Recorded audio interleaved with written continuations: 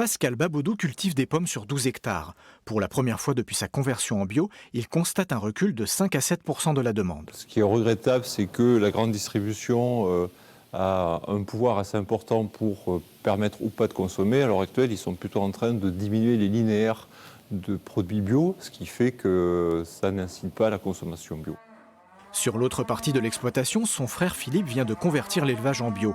Conversion qui s'accompagne habituellement d'une hausse des prix de vente de 10 à 20%.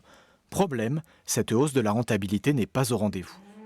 Pour plusieurs raisons, sans doute parce que la filière bio a du mal à s'organiser et à se structurer, mais aussi parce que la consommation en viande bio et en produits bio en général subit une baisse importante. Une baisse de 2,5% en 2022. Frappé par la hausse des coûts de production, le marché bio souffre de prix de vente plus élevés. Les consommateurs surveillent leurs dépenses et boudent ces produits. Des consommateurs également plongés dans la confusion avec l'apparition de nouveaux labels. On peut parler de zéro pesticide, on peut parler de HVE, etc., qui sont effectivement des démarches de progrès, mais qui, dans la tête des consommateurs, lui font penser que finalement, si on consomme local et zéro pesticide, c'est aussi bien, voire même mieux que bio.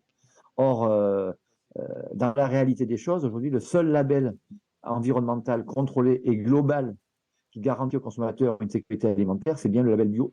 Quelle solution? La restauration scolaire est un débouché essentiel.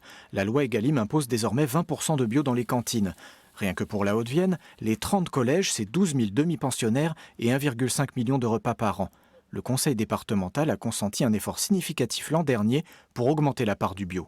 En 2022, nous étions à 18,2% de produits bio dans nos repas, alors qu'en 2021, nous étions à peine à 8%. Donc une très nette progression entre 2021 et 2022. Donc on atteint les objectifs que l'on s'est fixés. On ne souhaiterait pas s'arrêter là, mais bien entendu, il y a des conséquences et il y a aussi des conséquences et des répercussions financières dans tout cela. Avec l'inflation, c'est un effort financier important pour la collectivité. Début février, le budget consacré au bio a été porté à 200 000 €. La proportion de bio devrait continuer à progresser dans les prochaines années et assurer la pérennité de la filière.